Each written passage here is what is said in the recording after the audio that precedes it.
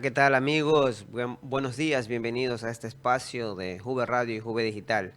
Hoy con un programa más eh, de este espacio de análisis y opinión donde damos a conocer de los temas de interés para la sociedad, ¿no?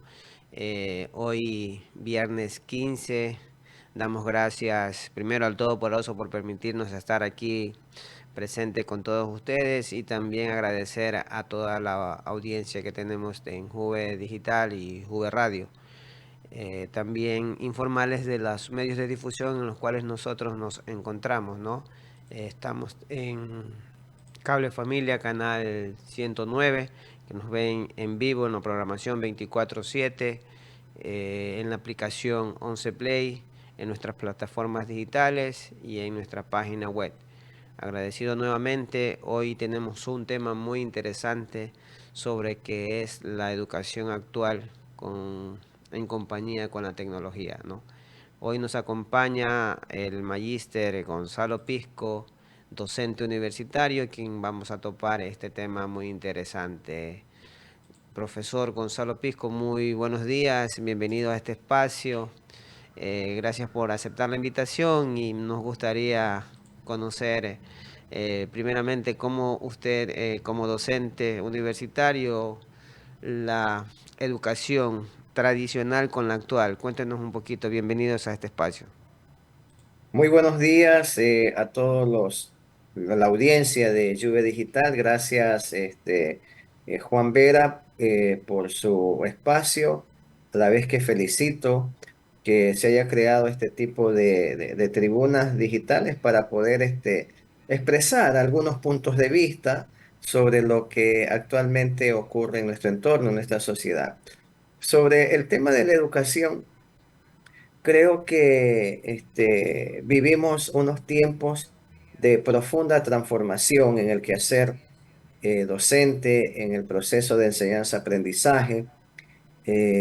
Yo no diría que está marcado solamente por el hecho de la supremacía tecnológica, porque creo que desde la década de los 80, poco a poco la tecnología fue irrumpiendo en el quehacer educativo, por lo menos en países como el nuestro.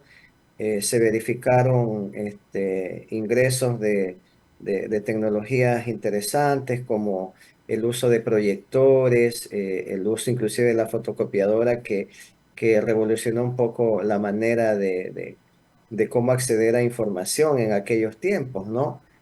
Con documentos que se fotocopiaban para poder repartir análisis o conocimientos en sí. Entonces, eso era hace muchas décadas atrás una irrupción tecnológica importante. Después se implementaron laboratorios donde habían recursos con la proyección de slides, diapositivas y todo lo demás, hasta que llegamos a los primeros centros de cómputo que tanto en colegios como universidades se dieron ya de manera intensiva a partir quizás en finales de la década de los 80 y en la totalidad de la década de los 90. Entonces, esto transformó el proceso de entender la enseñanza-aprendizaje tanto para docentes como estudiantes.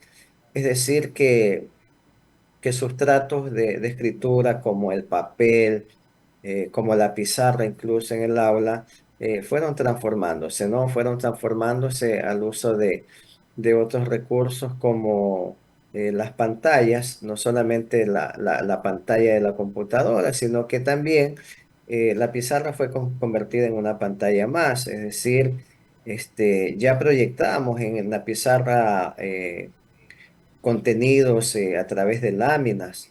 Entonces se convirtió en una pantalla más. Y eso procuró que el estudiante no solamente a través de la escritura o de los apuntes dictados por el profesor fuera absorbiendo conocimientos, sino que tenía ya otro elemento complementario que era el conocimiento textual ilustrado visualmente con estos recursos. En la década de los 2000 pues ya se nota más la influencia de otro elemento importantísimo que surgió, por lo menos en nuestro medio a mediados de la década de los 90, cuál fue el Internet, ¿no? Internet también revolucionó mucho la educación. Ya se manifestaba que esa gran base de datos que comenzó a exponerse para el uso de las personas en el mundo, constituía bases importantes de bibliografía, de contenidos para poder consultar, para poder leer y también para poder compartir. Entonces, eso se fue transformando en el tiempo y resulta de que Internet ahora ya pasó de esos niveles 1.0 que corresponde a sus orígenes y se desarrolló la web donde se hizo diseños de interfaces para que esos conocimientos tengan una estructura y una navegación amigable respondiendo a los intereses de cada persona, de cada profesión y lo demás. Por eso es que llegamos a la web 2.0 en, en la década, parte de la década de los 90 y inicios de la década de los 2000 donde ya no es una cuestión de absorber de manera unidireccional todo lo que nos ofrece Internet a través de los sitios web, sino también comenzamos a interactuar con esos contenidos, ¿no? Es por eso que esa interacción marca muchos hitos importantísimos en la relación de la educación con la tecnología. Por ejemplo, ya se generan plataformas de aprendizaje virtual donde debido a estos mecanismos de interacción, pues las personas pueden crear no solamente contenidos, cuando hablo de personas más bien me refiero a instituciones, no las instituciones educativas, sino que también los alumnos a través de esas plataformas pueden conectarse, interactuar, intercambiar conocimientos y aprender. Profe, y Entonces, una consulta, disculpe que lo interrumpa. Y sí. usted, como docente, estas herramientas que han nacido con la tecnología, ¿ha sido, usted cómo lo ve? ¿Práctico o no es práctico, incluso en el modelo de la enseñanza, sobre todo para el estudiante? Siempre en la enseñanza, y gracias por la pregunta, siempre en la enseñanza o en el proceso de enseñanza-aprendizaje se busca que haya un determinado equilibrio, ¿no? Entre los conocimientos teóricos y la práctica. Entonces, cuando se ha venido desarrollando o ha venido irrumpiendo tecnología en el proceso educativo, favorece ambas cosas, o sea, favorece el manejo y la aprehensión de la parte teórica, como también favorece la ejecución del conocimiento. Entonces, por ejemplo, en la ejecución del conocimiento en investigación. O sea, los estudiantes de todos los niveles, cuando son destinados a realizar investigación, tienen en la tecnología herramientas importantísimas para investigar. No solamente investigación bibliográfica, por ejemplo, ahora usted puede crear formas de manera automática donde diseña una encuesta, diseña una entrevista y usted puede a través de un link enviar esas encuestas y esas entrevistas a un número o una muestra de personas que ustedes quieren que responda a esa encuesta o a esa entrevista. Entonces, ahí, por ejemplo, hay un uso importantísimo en la ejecución del conocimiento.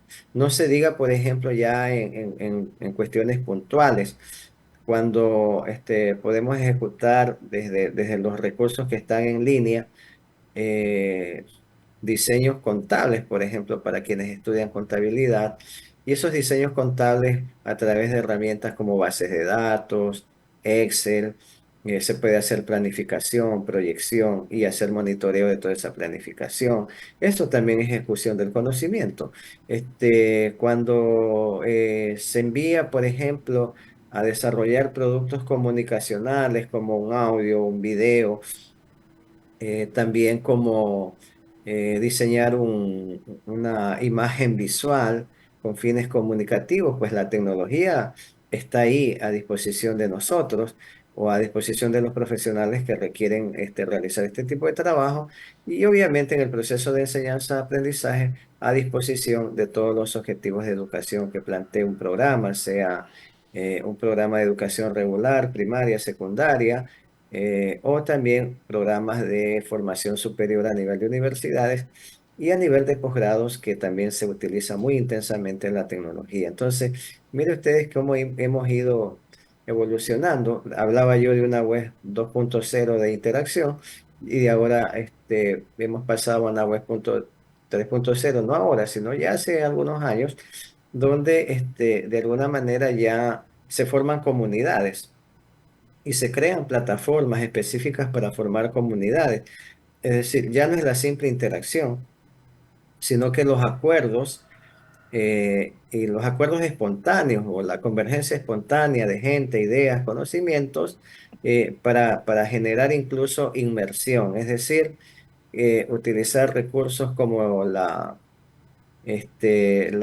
comunicación inmersiva, la inteligencia artificial, el uso de avatar y todo lo demás para que esas comunidades sean altamente dinámicas y productivas. Profe, una Y consulta sí, y disculpe que lo interrumpa nuevamente, pero bueno, el tema es la tecnología avanzada, ¿cierto? sí, Hay plataformas, hay herramientas para facilitar el uso de la investigación e incluso hasta en la área laboral porque nos permite hacer muchas cosas. Hablo de la inteligencia artificial, que es un tema muy interesante y es un tema extenso. Realmente las plataformas y las herramientas están para facilitarnos la vida, pero hay otro punto de vista y usted como docente me gustaría saber su opinión sobre, también hay ciertas cosas que no la vemos, en el caso de la inteligencia artificial que también crea voces, en el caso de locutores, hay momentos en que, bueno, ya ellos ya casi no son, como quien dice, ya no son llamados a la acción porque ya tenemos esa herramienta.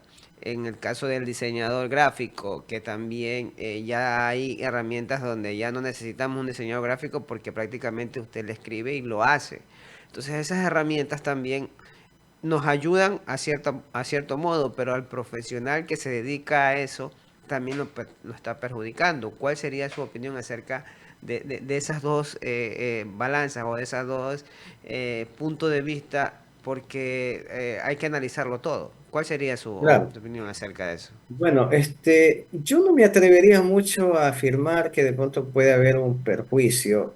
Puede estar latente una afectación, sin lugar a dudas, pero de ahí en mi caso, ¿no? De mi experiencia, a señalar de que estos recursos ya están perjudicando mucho a los profesionales, preferiría hacer algunos análisis antes de llegar a esa afirmación. Y por ejemplo, en primer lugar, que la inteligencia artificial no es solamente lo que conocemos ahora de que en el 2022, si mal no me recuerdo, comenzó a difundirse mucho el recurso del ChatGPT, o sea, la inteligencia artificial ya viene de mucho tiempo atrás. Entonces, y la hemos estado utilizando y también decíamos eso. Por ejemplo, las calculadoras son inteligencia artificial porque generan operaciones matemáticas que la podría hacer en un momento dado la mente humana, por simple naturaleza de inteligencia natural, es decir, la inteligencia propia de la persona para realizar un cálculo. Pero eso es Pero, otra cosa, profe, porque una no, pero calculadora... es que vamos paso a Ah, paso ya, perdón, para poder disculpe. llegar al punto. Ya. Entonces, y yo me acuerdo que inclusive se prohibía el uso en educación se llegó a prohibir el uso de la calculadora. No, dice, es que te vas a volver prácticamente inútil, no vas a entender las operaciones, no vas a procesarlas, entonces prohibido el uso de calculadoras. Entonces, pero finalmente se lo permitió y eso no ha cambiado o no ha dejado de lado que las personas desarrollen esa parte de la inteligencia matemática. Y ahí hay un ejemplo. Después vino la cuestión de la computadora y también se dijo que apocalípticamente que la computadora pues también iba a reemplazar a las personas, pero ni la calculadora ni la computadora pueden manejarse por sí solas. O sea, siempre debe haber detrás de ello una mente humana que le da órdenes para que procese toda la información que queremos. Y Pero, después vino el Internet, y entonces el Internet también dice, no, ahora ya se dañó, se destruyó todo, porque, o sea, ahí está todo el conocimiento, ya los estudiantes no van a ir a las bibliotecas, los estudiantes no van a estudiar, todo le van a pedir al Internet, a Google y ya, y cada vez será peor, entonces prácticamente se decía que eso iba a reemplazar incluso a los espacios de formación, al profesor, y el estudiante pues ya no tendría esa condición tradicional, ¿no? De aprender con ciertas instrucciones, ciertos contenidos, ciertas recetas del docente, sino que le confiaría todo el proceso al Google, ¿no? Entonces llega la inteligencia artificial y repetimos el discurso.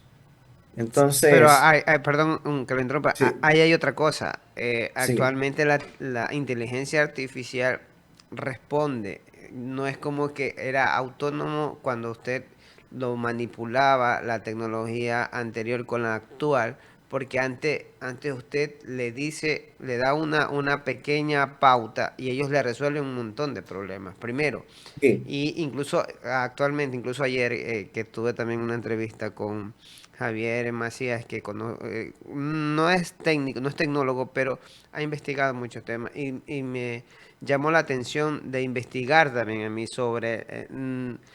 hay una nueva tendencia, la superinteligencia artificial, que nos va a permitir automáticamente tratar como de una persona a otra. Entonces, ujú, incluso que sea sí. autónomo. Hay Sí, sí, empresas que se están yo le creando entiendo incluso. perfectamente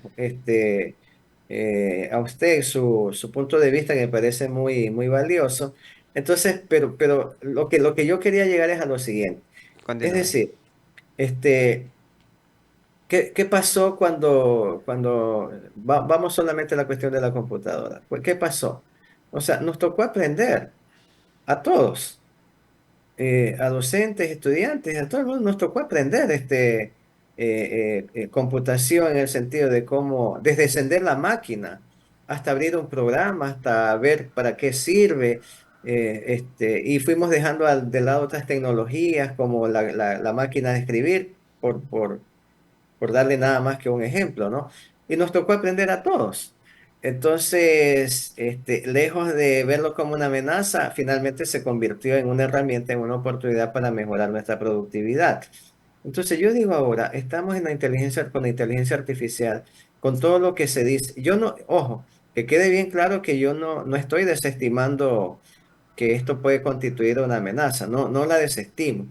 Yo lo que propongo es que no nos quedemos con ese discurso de la amenaza, sino que veamos otras posibilidades. Entonces, ¿qué nos toca? Nos toca aprender, nos toca sacarle provecho a esta herramienta.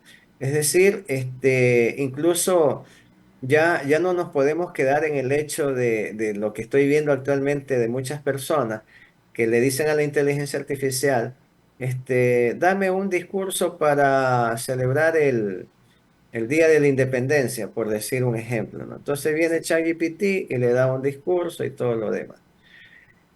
Y claro, o sea, tú dices, chuta, qué bacán, en segundo yo ya no tengo que escribir un discurso, pero lee lo que te da ChatGPT, pues, ¿no? O sea, ChatGPT como inteligencia artificial te procesa todo lo que le pides en base a una enorme cantidad de datos que tiene almacenado y te va por experiencia y por cuestiones aleatorias armando las ideas para darte lo que tú quieres. Pero eso no tiene la esencia de lo que realmente tú quieres comunicar.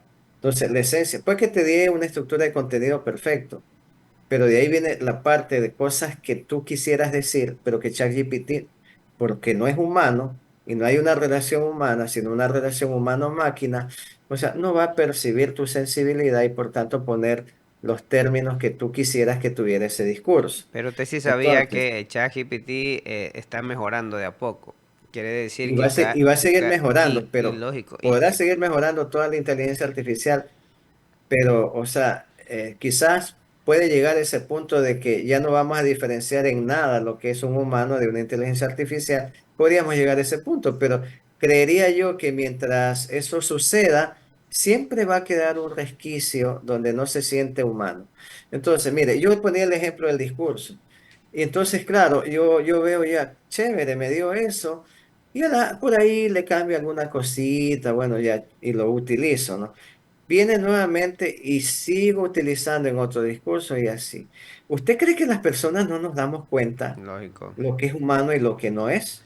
Y yo le O hago sea, otra o sea, pregunta. no, nos damos cuenta. Entonces, si yo voy a escuchar a una persona que inclusive por cómo la conozco, dice que las personas escriben como hablan, ¿no? Entonces, yo conozco a esa persona y yo sé que esas palabras no son de esas personas. Y eso me suena como a una estructura, a un esquema, entonces deja de ser humano.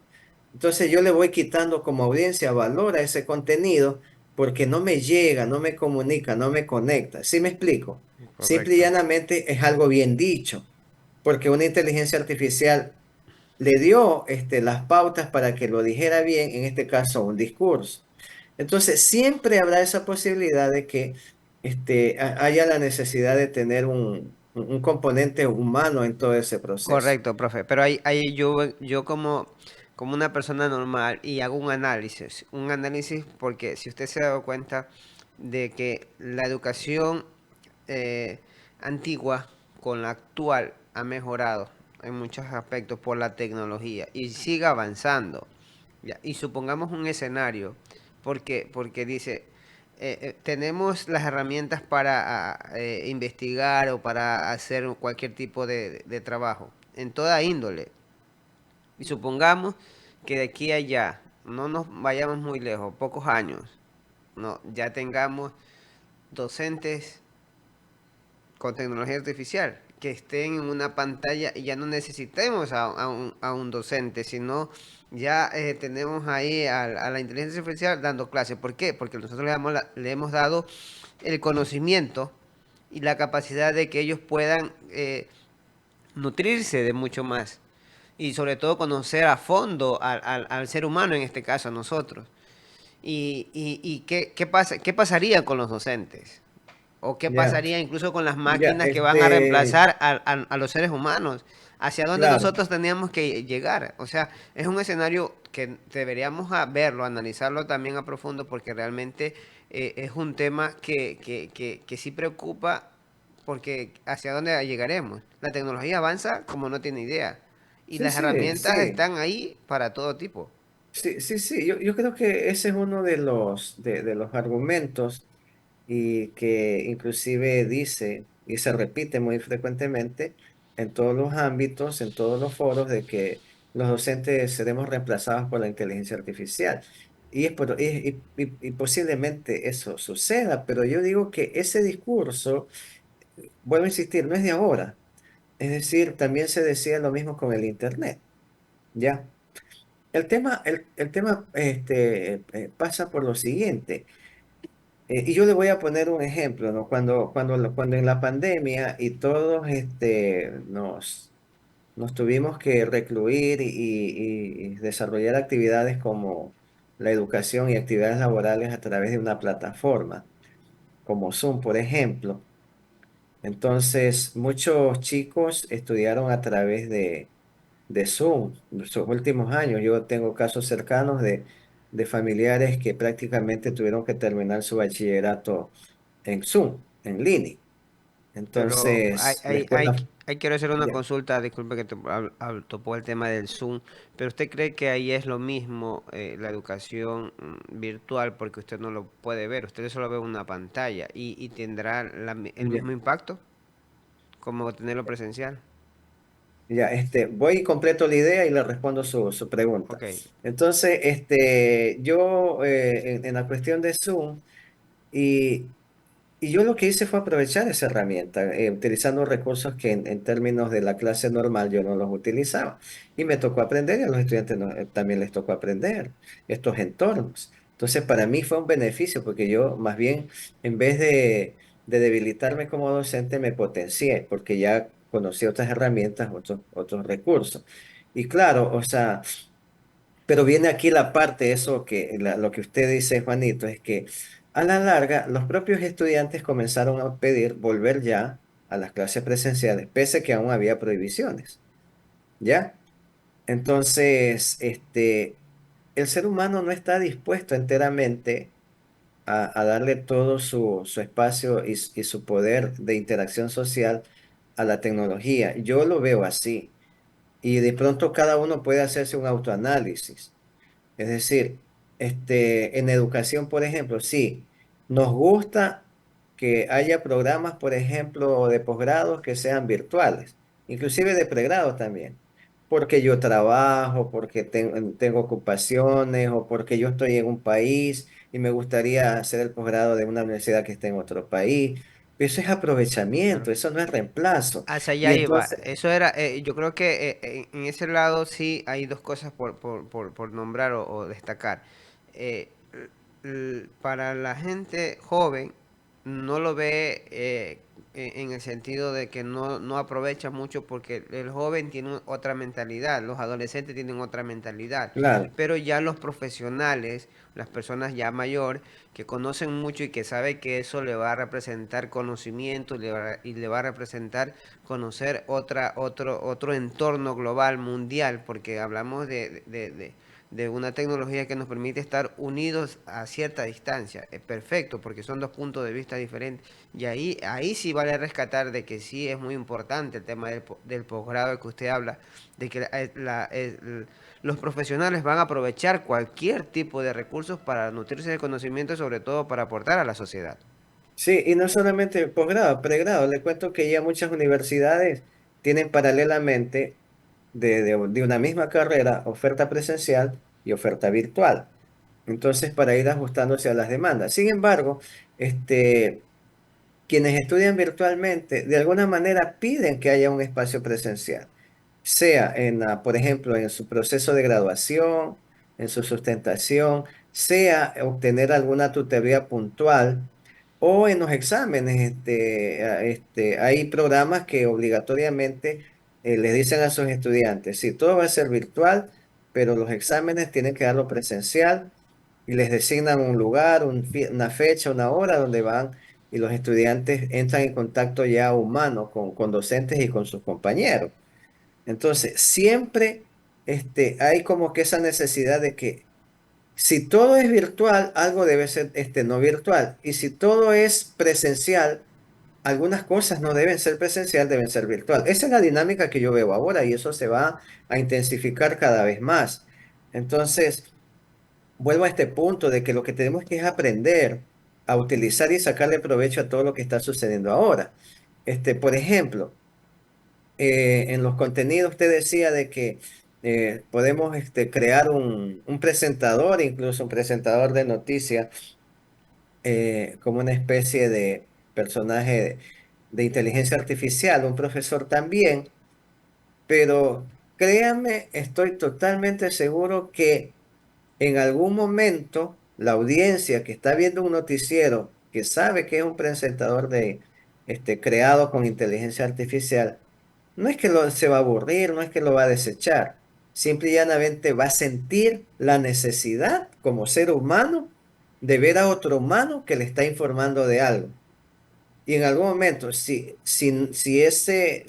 esa fuente informativa no le da esa opción y solo le presenta una creación de inteligencia artificial como presentador, esa persona va a buscar otra opción donde haya un ser humano real que le esté informando. O sea, eso yo se lo aseguro, desde el punto de vista de la condición humana. Es decir, nosotros ya sentimos la necesidad de que haya una proximidad a lo que nosotros queremos, pensamos o sentimos cuando estamos hablando con una persona. Entonces, yo sí creo que no necesariamente le vamos a dar toda la potestad a la inteligencia artificial, como tampoco ahora le estamos dando toda la potestad a lo presencial. Sí, porque estamos siempre pidiendo que haya componentes virtuales y eso está bien, ¿no? Por el uso tecnológico de esos recursos. Entonces hay que aprender. Yo diría, yo por ejemplo, para mis estudiantes, últimamente les digo, a mí no me utilicen inteligencia artificial como que si fuera algo prohibido, ustedes estuvieran consumiendo una sustancia ilícita, es decir, haciéndolo a escondidas. No, sean frontales. usen la inteligencia artificial. Es más, yo los invito a que la usen cuando yo les digo, desarrollemos una investigación, una tarea. Lo que sí te pido, le digo a los estudiantes, es que analices bien o pienses bien sobre todo lo que te da la inteligencia artificial como resultado. Toma lo que te sirve y si tú ves algo que tú no entiendes y a la final digo, bueno, ¿qué es lo que me quiere decir? Entonces puedes ya interactuar con tu docente o incluso puedes tener con la práctica de un buen uso de la inteligencia artificial, puedes tener la posibilidad de convertir, por ejemplo, a ChatGPT en un tutor. Y le puedes decir a ChatGPT, ¿sabes qué? Mira, lo que tú me acabas de dar como resultado, yo no lo entiendo, no sé de qué se trata. Puede ser más explícito en tales y tales cosas. Ahí, por ejemplo, tienes que desarrollar una capacidad, no solo el estudiante, todas las personas que utilizan inteligencia artificial, la capacidad de saber darle una orden a una IA. Entonces, ¿eso cómo se consigue? Eso se consigue con la práctica, con investigar un poquito más de cómo uno puede relacionarse con una inteligencia artificial, cuáles son los términos adecuados que hay que plantear, los contextos que hay que plantear cuando tú le das una orden, una pregunta, y eso es aprendizaje. Sí, pero Entonces, ahí tú tiene que ver finalmente, también, profe, ahí tiene que ver mucho la capacidad del estudiante, porque si tenemos la facilidad de tener o consultar algún tipo de trabajo, a veces los estudiantes sí. somos conformistas porque no, yo nomás lo que hago es copiar, pegar y presentar, pero No, no, realmente ellos tampoco no se pero llenan de conocimiento. pero sí, pero finalmente, vuelven a esto, ¿no?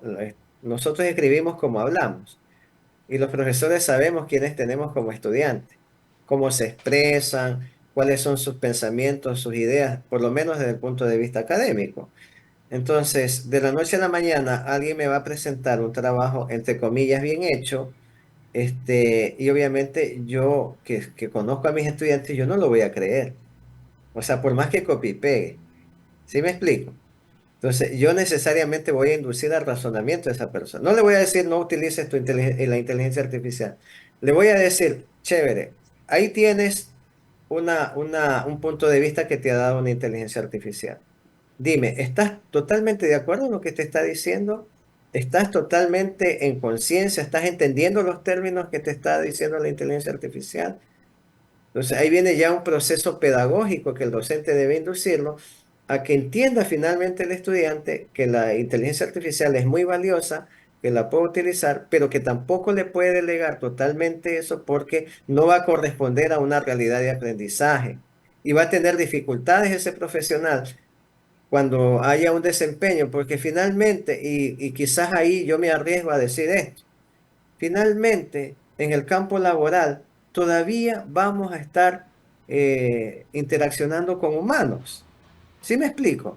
Hasta ahora, por lo menos en el futuro muy cercano, no vemos que vayamos a un lugar de trabajo y todos vayan a ser humanoides, ¿no? No, pero yo creo que sí vamos a llegar, pero Sí. también hay que acostumbrarse porque realmente nosotros acá en Ecuador, en nuestro país, a veces no estamos muy avanzados con la tecnología, como otros países que ya incluso están industrializando máquinas para trabajar en empresas. ¿Qué quiere decir? Que ellos se están ahorrando supuestamente dinero en pagándole personal, en seguro y todo ese tipo de cosas, que realmente a veces no vemos esa percepción. ¿Qué va a pasar con nosotros?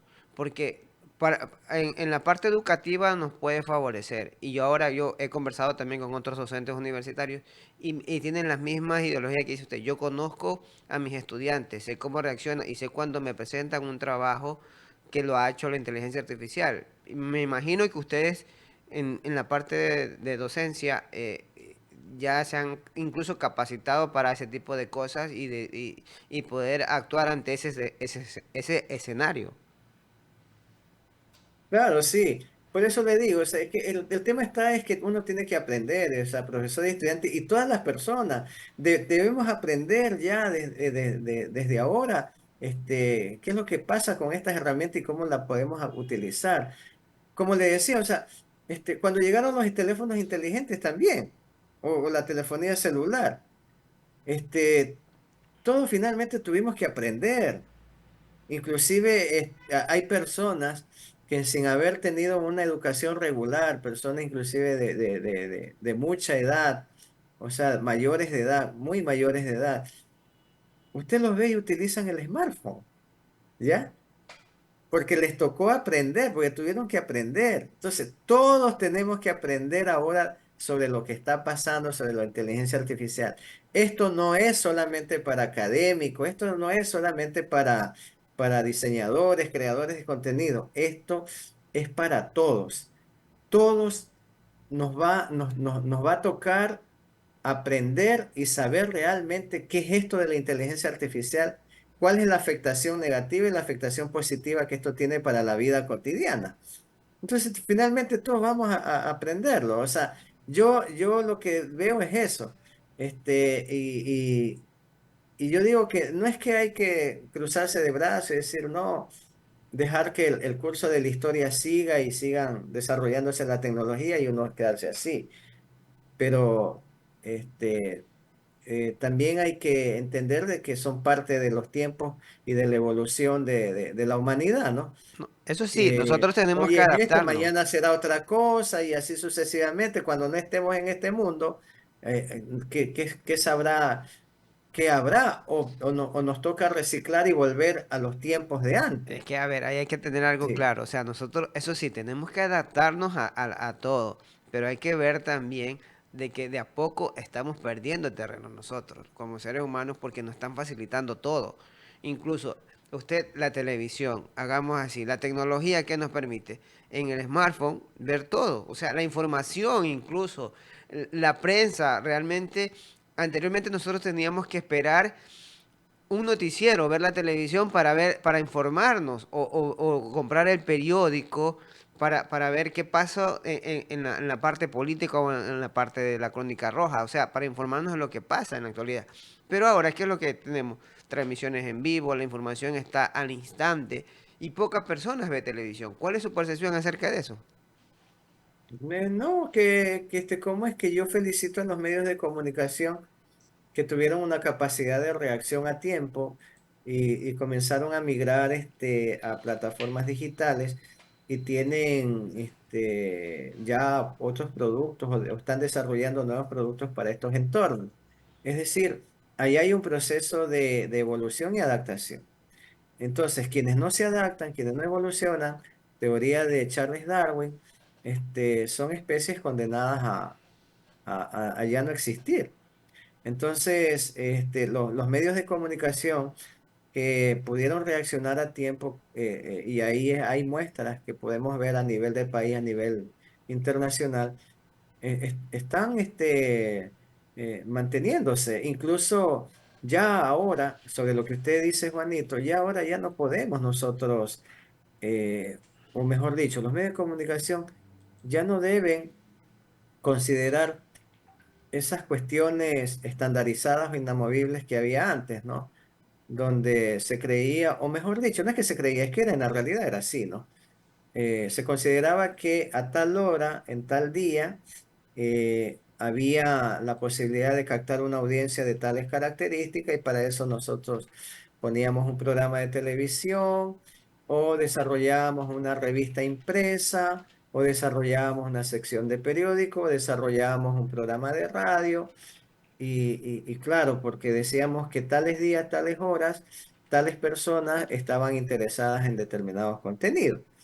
Entonces, eso ya no va más porque, por ejemplo, ya la prensa no se lee, la prensa también se ve y se escucha. Usted sabe perfectamente que hay periódicos tradicionales que tuvieron que migrar a plataformas digitales y no solamente ponen ahí noticia escrita o noticia graficada con infografías o imágenes, sino que también tienen reportaje en vivo, como usted lo dice, y ya usa un concepto de televisión también para narrar la noticia. O también usa los llamados podcasts, donde adapta conceptos de televisión y conceptos de radio para las noticias o para las entrevistas que estos medios tradicionales hacen en sus plataformas digitales. La televisión ya no se ve, la televisión se ve, se escucha y se lee. Los canales de televisión, los noticieros, tienen esquemas ahí en plataformas digitales donde también hacen prensa escrita y hacen radio. Pero a La ver, radio ya no se escucha, la radio se se ve ve y correcto. también se lee. Ujú, correcto. Entonces, mire usted que hay un proceso de adaptación, o sea, es así. Sí, Hay, pero hay que adaptarse a todas las cosas que están sucediendo y sobrevivirán los que tengan más fuerza de saber adaptarse. sobrevivir, porque realmente ahí va. Sí, Hablamos de los medios tradicionales. ¿Qué significa? Que a los medios tradicionales que tienen prestigio se mantienen, pero hay otros que no y que decaen. ¿Qué significa? Desempleo para el tema de periodista, la parte de técnico. ¿Y qué es lo que hacen los periodistas? Crear sus propias plataformas digitales para seguir manteniéndose e informar. Nos toca adaptarnos, pero es difícil. Pero vamos a ver qué sucede más así es. adelante. Supongamos un escenario que las plataformas digitales se queden. Nos tocaría nuevamente emigrar a la televisión. Sí, es que lo que usted dice, o sea, no, es innegable, es decir, o sea, nada es fácil en la vida. Esto entraña muchas dificultades y, y seguramente, así como hubo, yo recuerdo que por lo menos acá en Manabí, en pleno auge de los medios tradicionales, la televisión, hubo algunos medios que ya no están, ya no existen. Y no fue porque llegaron las redes sociales, inclusive desaparecieron mucho antes. Pero, ¿por qué? Porque habían otras consideraciones también. Es decir, lo que le quiero decir es que todo proceso entraña dificultades. Entonces, no es fácil, obviamente que no es fácil llegar a estos procesos de adaptabilidad. Entonces, eh, el tema está también es que hay que tener en cuenta algo muy importante, ya que hablamos de comunicación, que en todo este tiempo donde reinó el broadcasting o el medio tradicional o el contenido tradicional, siempre la premisa era que lo importante era el medio de comunicación que emitía la información. Eso era lo importante. Si yo creía que la noticia era veraz o el contenido era útil e interesante, si lo emitía tal medio. Y muchas veces dijimos, sucedió tal cosa, y ¿cómo así? Ah, no, es que lo dijeron en la televisión. Entonces, si lo dijeron en la televisión, yo lo doy por hecho que es así. O sea, lo importante era el medio, El ¿ya? prestigio. Ah, es que lo dijo Ecuavisa o lo leí en el Universo. ¿Leíste lo que salió en el Comercio? O lo que salió en el diario. Es decir, era la credibilidad del medio. Entonces, ahora ya eso no es tal. Ahora lo importante no es el medio, lo importante es el contenido. Entonces, hagamos este ejercicio o recordemos que todos los días cuando cogemos nuestro smartphone, buscamos algo, algo nos hizo clic, nos detuvimos ahí, vimos el post, que puede ser un post visual, audiovisual, un podcast, lo que sea, y después que ya nos enganchó ese contenido, después que nos damos cuenta de quién lo hizo, cuál es el medio o el canal digital, ¿ya? Es después. Así O es. sea, lo más importante fue el contenido. Correcto. Sí, Ahí va a una pregunta que sí. aquí nos está escribiendo el licenciado Byron Alonso, un gran amigo, y nos está viendo en el programa. Saludos, Byron, muchas gracias por estar viéndonos. Y él nos pone aquí nos dice una de las realidades que pasan actualmente. Él les dice, "Tie- tener en cuenta que algunos medios digitales al momento de informar muchas veces son erróneas por el motivo de que es al instante. La diferencia es que los medios tradicionales que tienen mayor investigación al informar. Es la realidad, porque a veces la Sí, plataforma lo que hacen es, por el momento de informar, te dicen cualquier cosa, pero no investigan. Y lo que dice es verdad, sí, los medios tradicionales investigan y le dan tiempo ya, para informar más adelante. ya. Mire, y yo agradezco ¿cómo es? Y saludo la intervención de Byron, un Quijote muy destacado de la producción audiovisual en nuestro medio.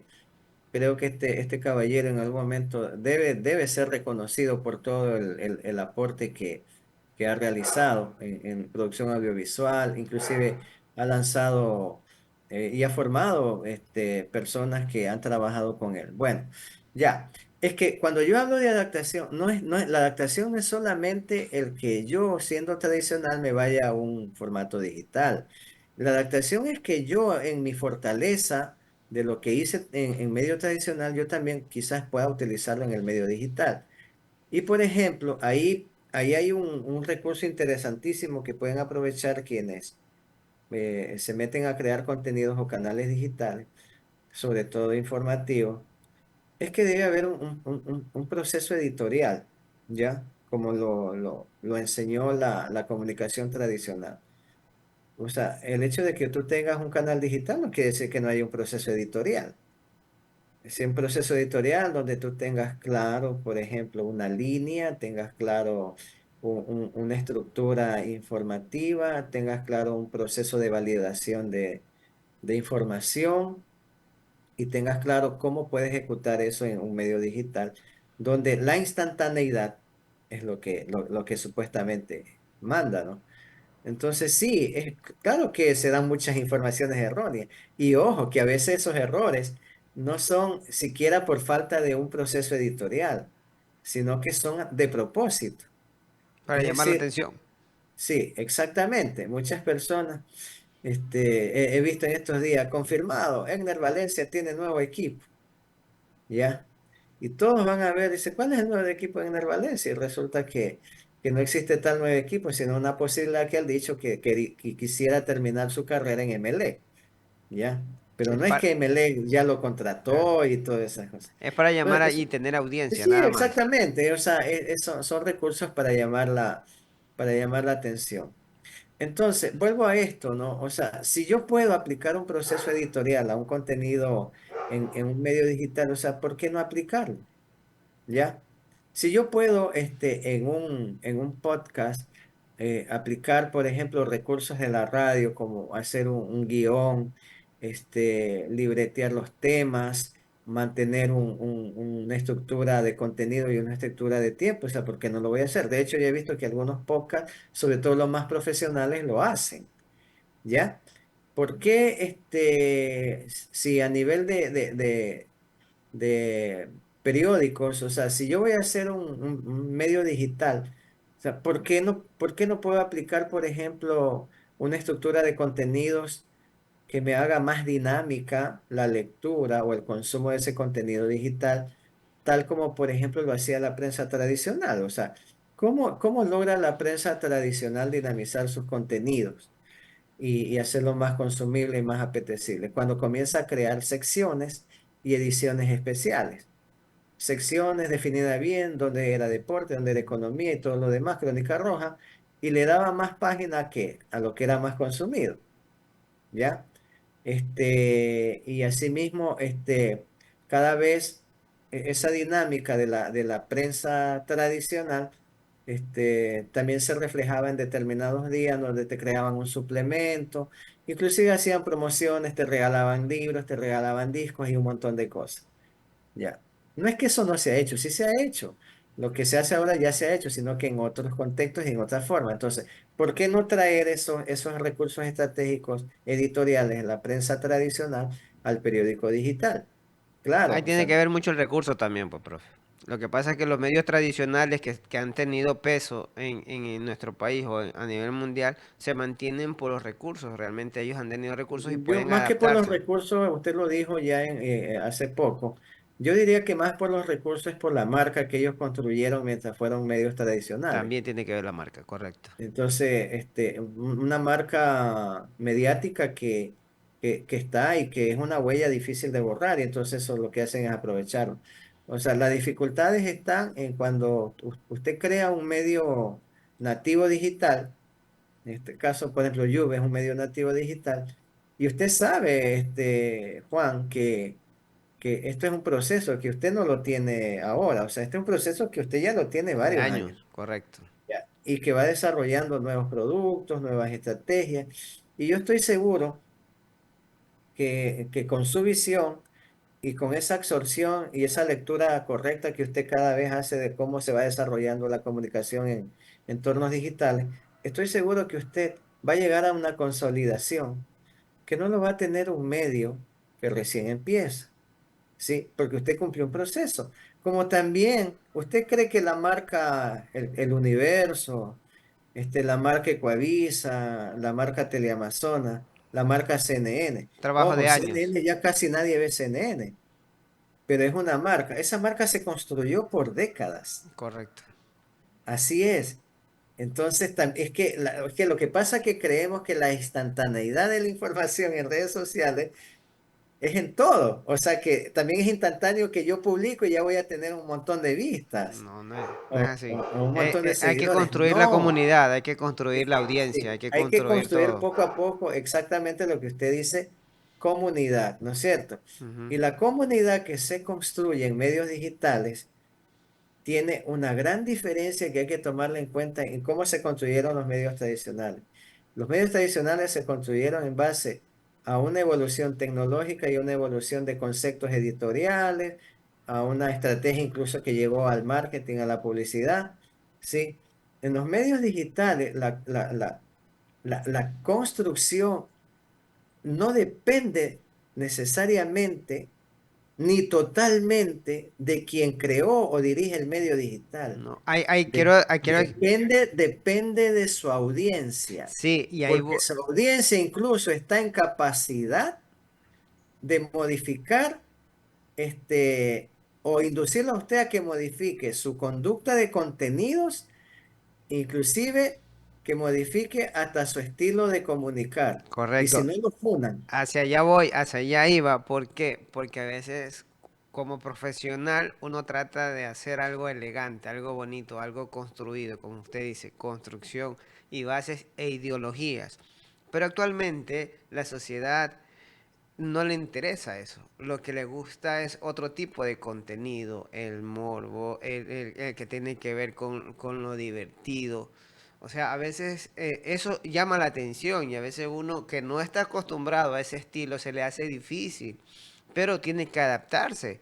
Yo, por ejemplo, yo también, yo vengo siempre tras de cámaras de producción, pero siento que también puedo dar, ahora que estoy en cámara, que estoy entrando a la palestra, es un poco complicado, pero tampoco difícil y hay que adaptarse. Yo he tratado de adaptarme a estas situaciones y lo estoy haciendo. Entonces, para ganar una audiencia, pero para mí construir una audiencia ha sido difícil. Y no solo para mí, sino para otros medios, para otras así es. personas que están. Pero tenemos que acostumbrarnos y tenemos que adaptar, siempre y cuando teniendo visión. Realmente en este sentido tiene que ver mucho la visión de cada persona o de cada medio de comunicación.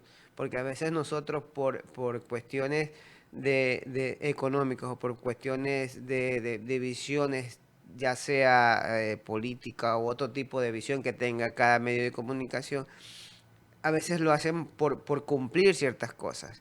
Y yo creo que a eso nos da, o sea, de todo un poco nos da toda esta circunstancia. Pero a veces estamos creando diversidades y no nos unimos realmente. Esto es algo que a veces cada cual dice, busca su forma de poder acaparar ciertas cosas. No, pero aquí hay algo que nosotros tenemos que siempre a veces, dice, la unión hace la fuerza y cuando estamos a veces no hacemos fuerza. Pero bueno, eso es otro tema que realmente más adelante podemos topar. Profe, ya estamos con el tiempo. La universidad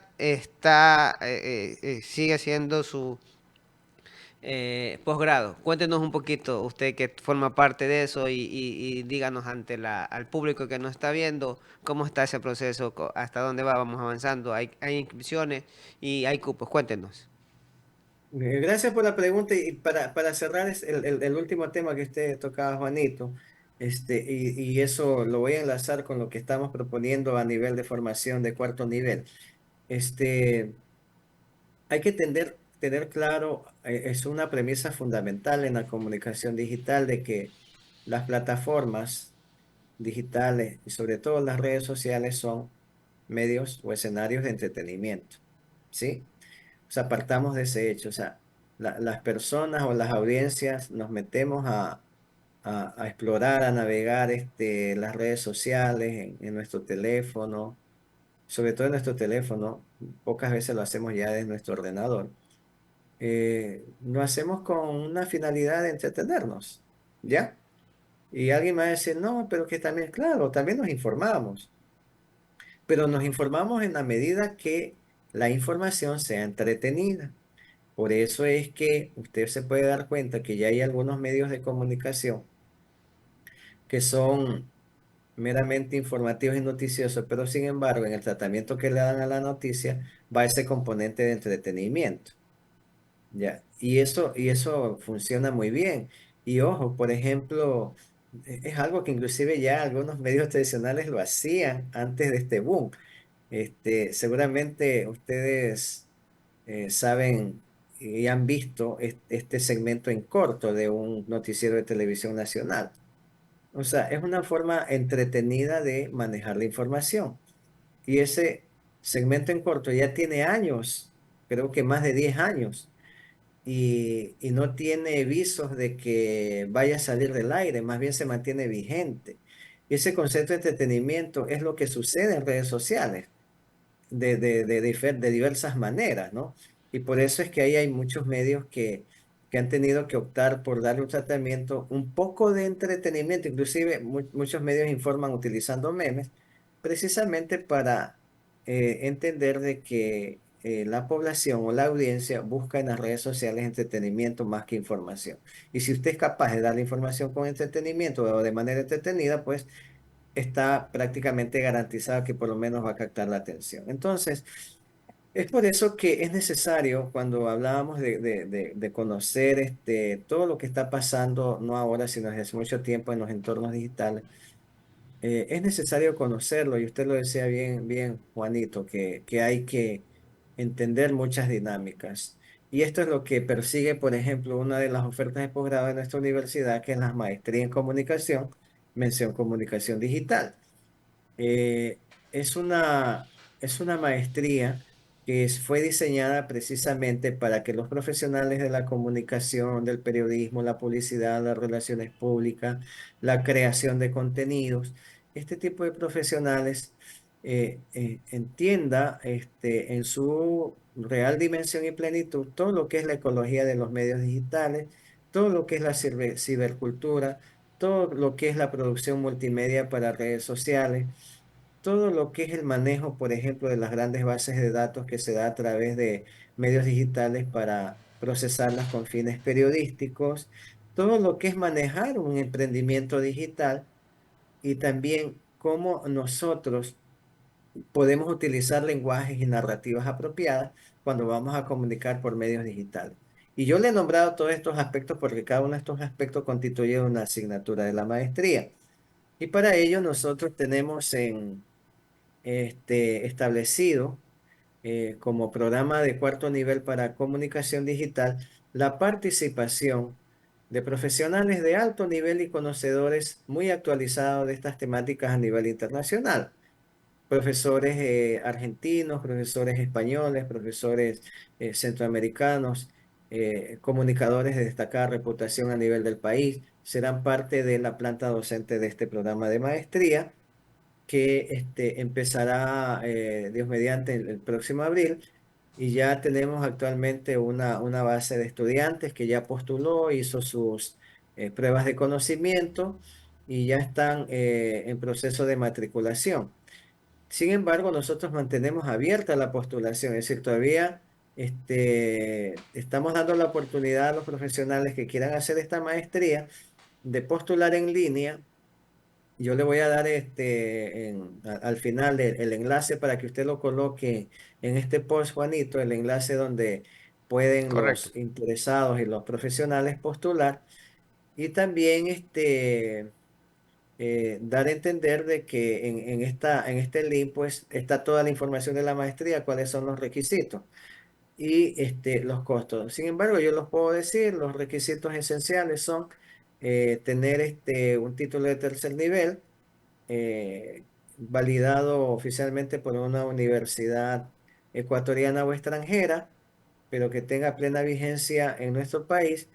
Y ese título de tercer nivel, preferentemente en temas ligados a la comunicación o en profesionales afines también, ¿no?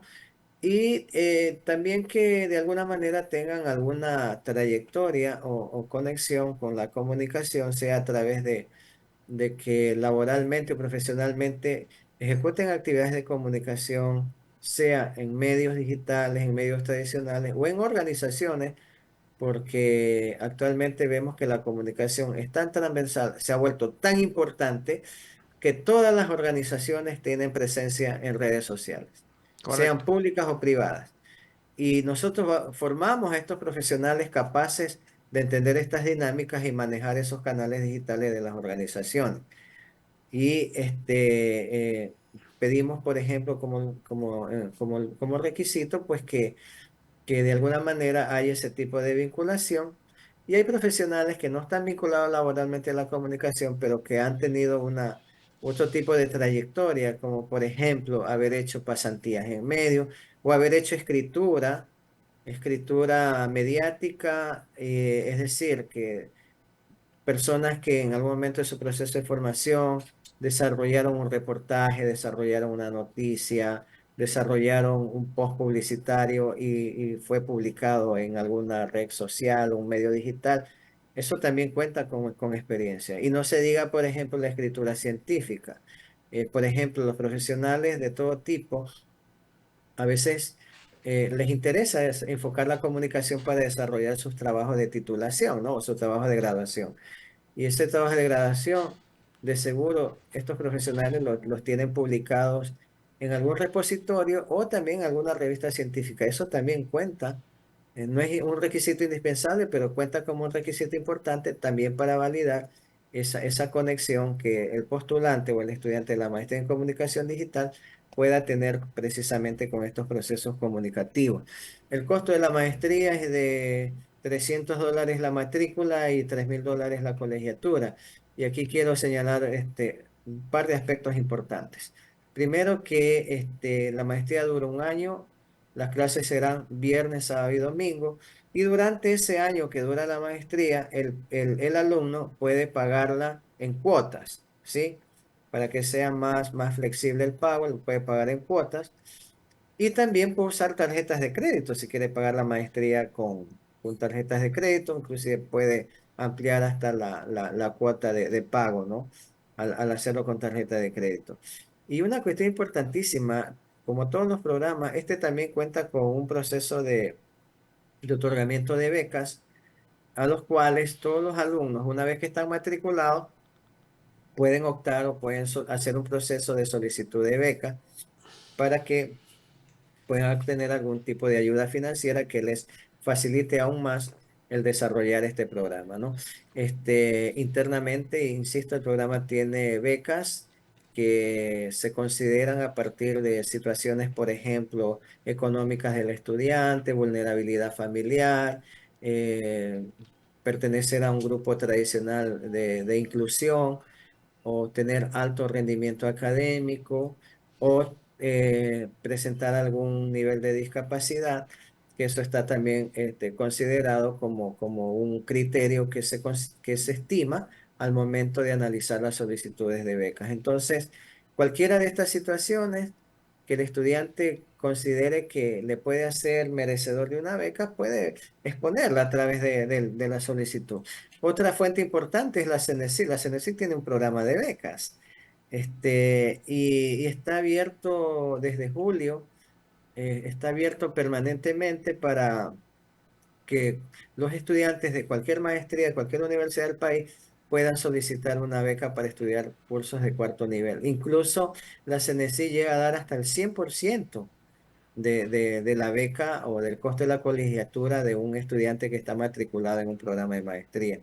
Entonces, vamos a suponer que en nuestra maestría se matriculó un profesional X.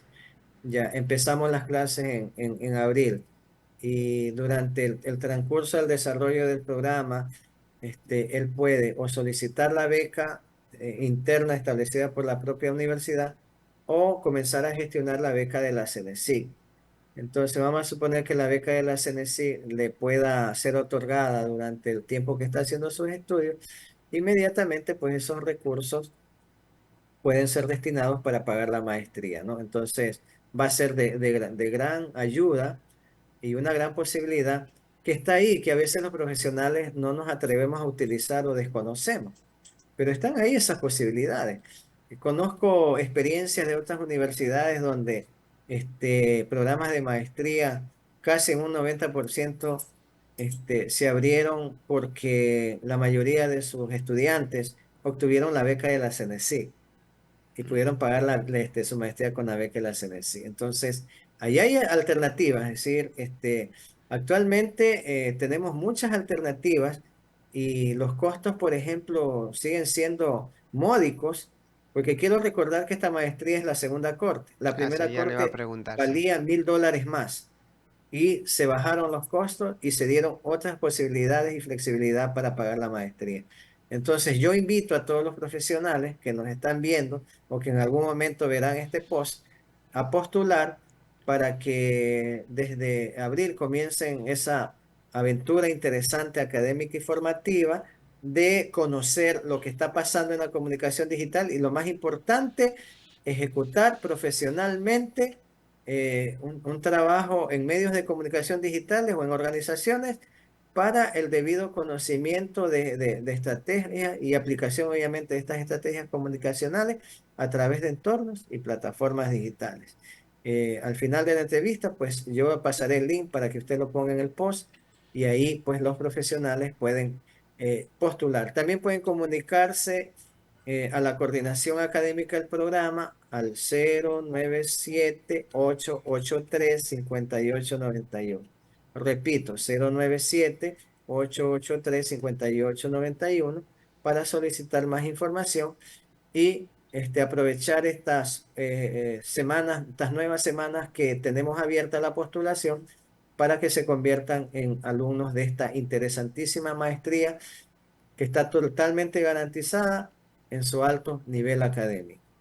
Listo, profe. Agradecido, la verdad, nos hemos pasado con el tiempo muy interesante, toda la entrevista, los temas que hemos tocado y sobre todo invitar a los profesionales a que se inscriban en esta maestría.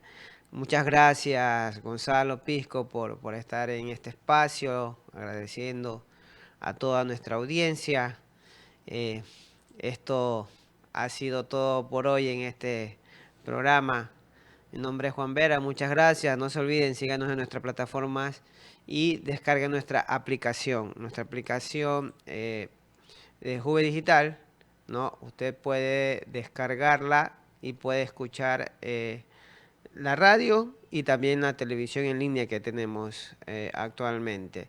Esto ha sido este espacio. eh, Nos vemos en el próximo programa. Muchísimas gracias. Muchísimas gracias Juanito. Y invitados a seguir a Juve Digital y a postular a la maestría en comunicación, mención comunicación digital de la Universidad Laica Eloy Alfaro de Manabí. Muy buenos días. Buenos días, gracias. Pasen bien.